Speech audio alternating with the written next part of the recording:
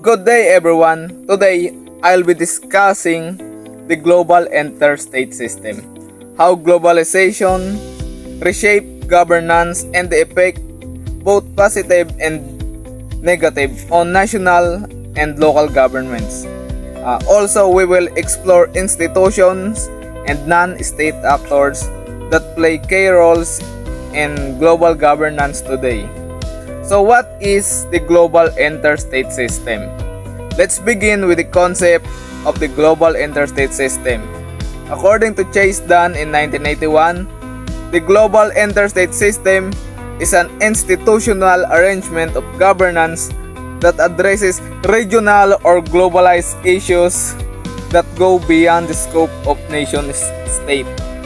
What this means is that there are challenges in the world like climate change, international crime, or economic crisis that no single country can solve alone. These problems need cooperation and coordination across borders. So what is an interstate system? Chase Dunn also defines an interstate system, a system of unequally powerful and competing states in which no single state can impose control over all others. So imagine, in a world where countries are constantly interacting, forming and breaking alliances, competing states in which no single state can impose control over all others. So imagine a world where countries are constantly interacting, forming and breaking alliances, competing for power and responding to shifting global dynamics. It's this environment where no one nation dominates that forms of political landscape of globalization. So globalization and governance. As globalization continues, government must adapt to the national and even local policies, are shaped not just by internal conditions but by international agreements, treaties, and global standards. Let me give you a powerful example. The Montreal Protocol. Montreal Protocol on substances that depletes the ozone layers was signed on August 26, 1987 by 46 countries. Its goal was to phase out harmful substances that damage the ozone layer.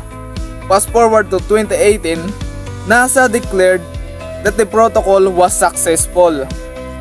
Ozone levels are on track to return to 1980 levels by 2032. This shows how a global problem, ozone depletion, was tackled effectively through international cooperations and by adapting global standards into local laws. So, effect of globalizations on local governments. But globalization isn't just about cooperations. It also comes with challenges, especially for local governments and communities. Let's say a local government wants to attract a global manufacturing company. That sounds like a great opportunity, right? Jobs are created, incomes increases, local businesses benefit, but there's a trade-off. A closer look at the local. To accommodate the factory, the government may convert large areas of agricultural land into industrial zones. As a result, farmers are displaced, food production decreases, local culture and traditional livelihoods may be disrupted. And that's not at all. The foreign company might also demand lower taxes, lower wages. This puts pressures on the local economy and can widen inequality in the community. So while globalization brings opportunity, it also introduces conflicts between economic development and social welfare. Institutions that govern globalizations. With these complex issues, it's no longer possible for a single government to act alone. Instead, we have institutions that help govern globalizations on a regional and global scales. Their job is to manage international relations and deal with cross-border challenges. According to authors like Dreisek and Castells, governance today isn't just about government anymore. Rise of non-state actors. Let's talk about non-state actors. These include NGOs of non-governmental organizations, volunteer organizations, and interest groups. They influence policy, support vulnerable groups, and provide solutions where governments may fall short.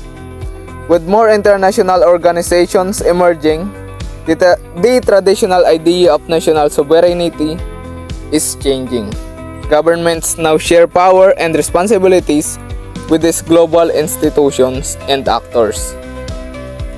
So to wrap up, the global interstate system is a way to govern issues that cross borders. Globalization changes how governments operate, often requiring collaborations beyond national boundaries. It brings opportunities but also challenges, especially at the local level. And finally, governance today includes non-state actors who are just important in shaping our global future. As a global citizen, we need to understand how this system works because they affect our environment, economy, and even our communities, whether it's through policy making, community advocacy, or education. We all have a role in building a balanced, inclusive, and responsible global system. Thank you.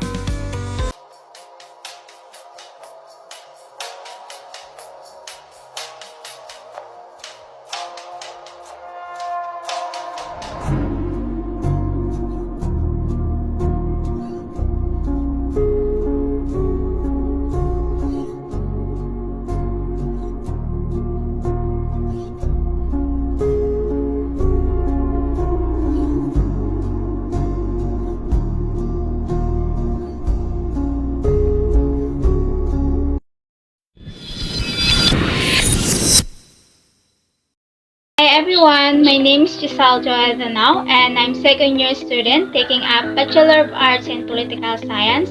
Today, I will discussing an important topics, institution that governs international relations in a field. This institution play a crucial role in maintaining peace, security, and cooperation among countries around the world. I hope you find this presentation informative. Let's begin. The United Nations is composed of 192 countries and aims to serve as a mediator among nations to promote better relations in peace. One of the main functions of the UN is the establishment of regional commissions where officials from different countries work together to create laws that improve the economy and society within the region. For example, during disaster or conflicts, the UN helps deliver aid and encourage countries to reach agreements. So the UN is important because it unites countries to collectively address the world's problem. The World Bank is a big bank for countries. When a country wants to build important projects such as roads, schools, or hospital but doesn't have enough funds, they can borrow money from the World Bank. It was established in 1944 during the Bretton Woods Conference to help countries recover and grow, especially after the war. The IMF, or International Monetary Fund, is the guardian of the world's money. They monitor if the economies of different countries are stable and running smoothly. If a country is having financial difficulties, it can borrow money or ask for help from the IMF. Aside from that, the IMF also gives advice on how countries can improve their economies. The WTO, or World Trade Organization, is the referee or mediator of trade around the world. They help make sure that the exchange of goods and services between countries is fair and runs smoothly. If there are disagreements or problems in trade, the WTO also helps countries talk things out and comes to an agreement. The ILO, or International Labor Organization, is the protector of workers all over the world. They help make sure that working conditions are safe, salaries are fair, and workers are protected from abuse. The ILO also creates rules and standards so that everyone is treated fairly and humanly at work. The FAO, or Food and Agriculture Organization of the United Nations, is a partner of countries in fighting hunger and malnutrition.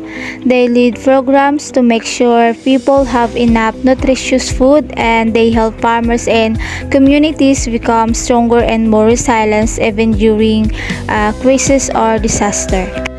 The WHO, or World Health Organization, is the world's doctor. It leads research on medicines and vaccine and share important information through reports and surveys. Countries can work together to fight diseases and protect everyone's health. The OECD, or Organization for Economic Cooperation and Development, is a big think tank for countries that want to improve their economies. It brings together 35 member countries to share ideas, compare what works, and find the best ways to grow their economies and boost trade. By learning from each other, this country can make better policy for their people. Globalism is like the belief that people, products, and information should be able to move freely between countries without so many barriers or restrictions. It focuses more on the economic side, how trade and the exchange of goods and services can become easier and help economies grow around the world.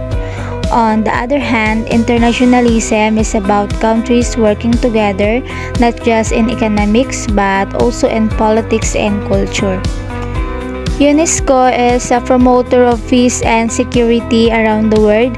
They do this by encouraging different countries to work together in the fields of education, science, and culture. For example, UNESCO helps countries preserve historical sites and improve the quality of education.